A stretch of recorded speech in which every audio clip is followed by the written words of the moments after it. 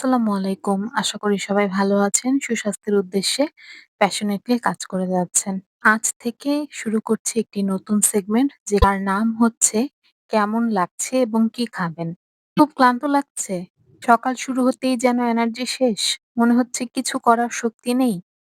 তাহলে এই ভিডিওটি আপনার জন্য। কারণ শরীর ক্লান্ত থাকলে তা হতে পারে জরুরি পুষ্টির ঘাটতির কারণে, বিশেষ করে iron, vitamin B 12, magnesium, vitamin C এবং ফোলেটের ঘাটতি আমাদের শরীরকে দুর্বল করে দিতে পারে। এই পুষ্টিগুলো আমরা কোন কোন খাবার থেকে পেতে পারি জানেন?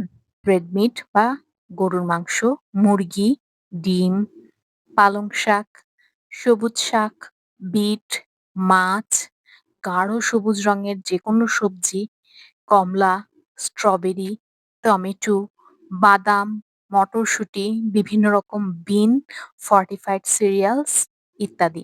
খাবারগুলো নিয়মিত খাওয়ার মাধ্যমে আপনি ধীরে ধীরে ফিরে পেতে পারেন আপনার হারানো শক্তি। নিজের ক্লান্তির কারণ জানুন, সঠিক খাবার বেছে নিন, কারণ স্বাস্থ্য ঠিক থাকলেই জীবনটা হয় আরো প্রাণবন্ত। ভিডিওটি ভালো লাগলে অবশ্যই শেয়ার করুন। ধন্যবাদ।